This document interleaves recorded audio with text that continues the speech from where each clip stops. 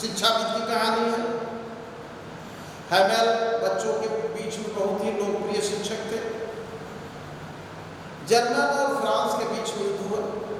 German ने France के else's Lauren जगहों को कब्जा कर लिया, अटैक से उनको जीत लिया और आदेश दे दिया कि अभी इन स्कूलों में फ्रांसीसी भाषा नहीं पढ़ाई जाए। हैमेल लगभग 40 साल से उस विद्यालय में सेवा कर रहे थे। 40 साल की सेवा का अचानक उन्हें ये फल मिला कि कल आपको विद्यालय छोड़ करके जाना है। हैमेल ने बच्चों से कहा, प्यारे बच्चों, आज हमारा लास्ट डे है। हम आपको अपने जीवन के एक आखिरी सीख देना चाहते हैं। बहुत कुछ सिखाया, एक आखिरी सीख देना चाहते हैं। मातृभाषा के प्रति हमेशा प्रेम रखिए, हमेशा मातृभाषा का सम्मान करें। फ्रांसीसी भाषा दुनिया की सबसे सुंदर भाषा, सबसे खूबसूरत भाषा, सबसे बेहतरीन भाषा है। आप इस भाषा को छोड़िएगा नहीं। हो सकता है आपको अपनी भाषा बोलने के जुर्म में ये जर्मन आपको गिरफ्तार करके जेलों में डाल दें, लेकिन प्यारे बच्चों, सफलता की कुंजी आपके ही हाथों में रहेगी, क्योंकि आप अपनी मातृभाषा से प्रेम करते हैं।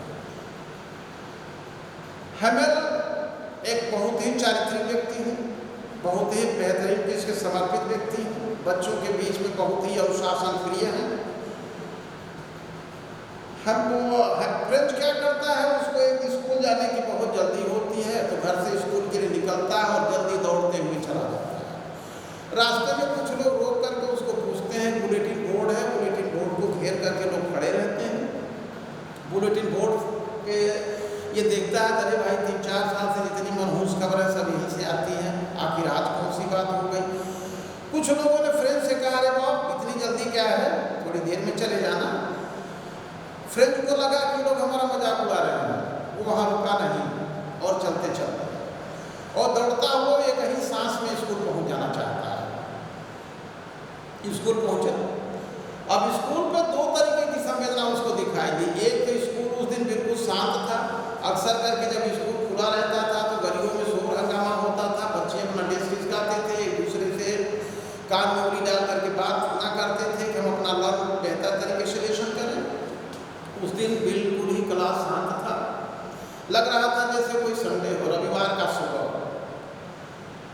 और दूसरा आश्चर्य देखा फ्रेंच ने कमरे में कि गाँव के कुछ लोग आकर के भी पीछे की सीटों पर बैठे हुए थे, जो सीटें अक्सर खाली हुआ करती थी।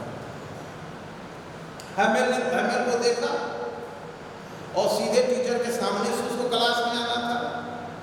हैमेल ने देखा तो कहा, प्यारे बच्चे आओ, आज हम तुम्हारे बिना शुरू कर रहे थे, बड़ा अच्छा लगा, आओ अपनी सीट पर बैठो।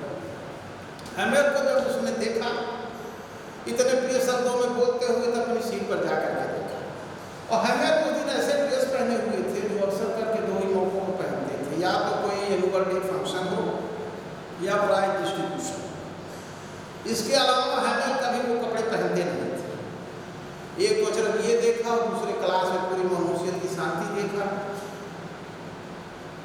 फ्रेंच ने सोचा जैसा क्या हो सकता है, ना तो कोई एनुअल डे फंक्शन है, ना कोई प्राइज डिस्ट्रीब्यूशन है, फिर भी हमारे सर ऐसा क्यों।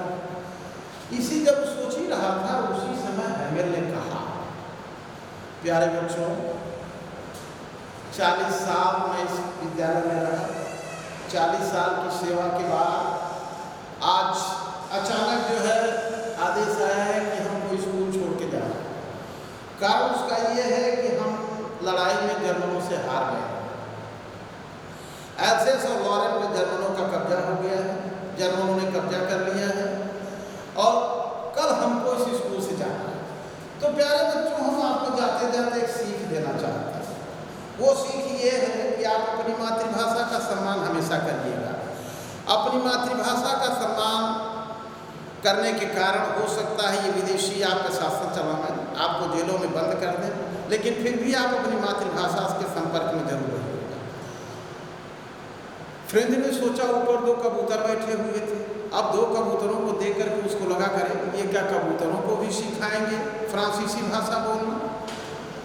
एक पल के लिए फ्रेंच को लगा कि जो टीचर कल तक इतना मुझे सख्त दिखाई देते थे, आज इतना रहमदिल और नरम कैसे हो गए। उनकी बात तो मुझे बड़ा अच्छा लगा, बड़ा आश्चर्य हो रहा था। प्रोफेसर हैमेल ने हमसे कहा, बेटे चलो खड़े हो जाओ और बताओ पार्टिसिपल के बारे में। मैं खड़ा हो गया। आप सोच सकते हैं कि मैंने कभी पार्टिसिपल पढ़ा नहीं, फिर एक ही सांस में बिना रुके बिना किसी देर किए मैं कैसे पार्टिसिपल के बारे में बताता।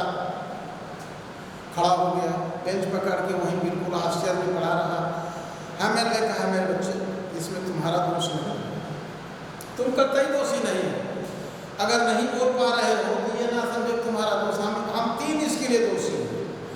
तुम्हारे गार्जियन दोषी हैं, तुम्हारे गार्जियन का ये सोचना कि बच्चा बड़ा है, किसी मिल में काम करता, नौकरी करता, घर के लिए खाने का जुगाड़ करता, तुम्हारे पिता दोषी हैं। तुम्हारा दोष ये है कि तुम स्कूल पढ़ने आना नहीं चाहते थे, तुम बराबर घूमना चाहते थे, ये तुम्हारा दोष है। और मेरा दोष है कि मैंने तुमको पढ़ाया नहीं। जब तुम याद करो मेरे पास पढ़ने को आते थे तो मैंने कहा नहीं, तुमसे कहा था कि देखो हमें वो फ्रेंच, आप तो मेरे सर में दर्द है, अच्छा कल आओ। और जब तुम फिर कल आए तो मैंने कहा देखो फ्रेंच बाग में फूल लगा है, सूख रहे हैं, उसमें पानी डाल। तो हम तीनों इसके लिए दोषी हैं। हम तीनों को दोष दिया जा सकता है अगर तुम्हारे पास ये व्यवस्था नहीं है। तो बच्चों ध्यान रखना। इसके बाद हैमेल एक से एक चीज़ें बताते रहे, इतिहास भूगोल सारी चीज़ें बताते रहे। 40 साल उस स्कूल में रहे थे, सोच सकते हो उनका दिल कितना टूट रहा था, लेकिन नहीं, बड़े गंभीर थे, बड़े सीरियस थे, बड़े ग्रेव थे हैमेल। वो आखिरी क्षणों में भी अपने बच्चों से बिल्कुल ही उसी तरीके से बात कर रहे थे जैसे लग रहा था कि अभी आज ही उनकी शुरुआत है। मैंने सुना जब हैमेल ने कहा कि लास्ट में, तो मैंने कहा क्यों भाई, अभी तो हमने कुछ सीखा नहीं, हमने कुछ पढ़ा नहीं, और इतना जल्दी कैसे लास्ट हो जाएगा। बड़ा दुख हो रहा था कि काश इसी तरीके से हमारे प्रोफेसर हमको पहले सिखाए होते, पहले बताए होते, पहले समझाए होते, तो आज में क्या होता। आज के मुझे ये लग रहा था कि आज के पहले ना तो उन्होंने कभी ऐसा पढ़ाया और ना ही कभी मैंने ऐसा पढ़ने की कोशिश किया। फिर उसके बाद हमें उस दिन अपने साथ कुछ नई कापियाँ लाए थे, बच्चों के बीच में बांट दिया। बच्चों ने कॉपी पे लिखना शुरू कर दिया, बाब ए बी, फिर बच्चे इंचैंट करते रहे, रिसाइट करते रहे।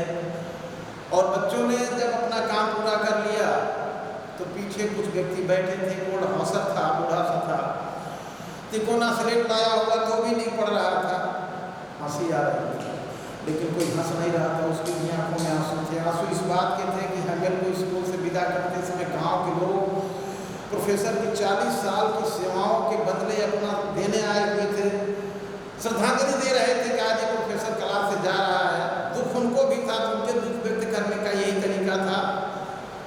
हैमेल बड़ा शांत रहे, पर एक एक कमरे का कोना कोना देख रहे थे।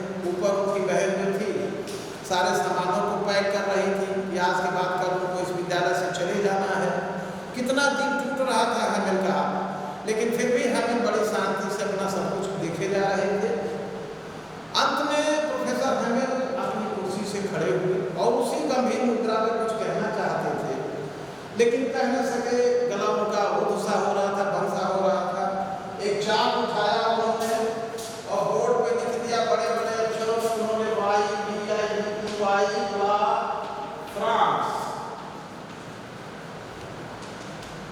और उन्होंने फिर बच्चों से कहा, my dear students, now this is the last, you may go to house. वाइला France, long live France, France जिंदाबाद रहे। उन्होंने अपने बच्चों से ही कहा। इस तरीके से लॉन्ग लेशन, ये लास्ट लेशन आपका समाप्त होता है। अगर इसमें कोई समस्या आपको हो तो आप फिर हमसे पूछिए, हम आपका समाधान करेंगे। और क्वेश्चन जितने हैं इस पाठ के, बुक के अंदर जितने क्वेश्चन हैं अपने से उनको करने की कोशिश करें। थैंक्स।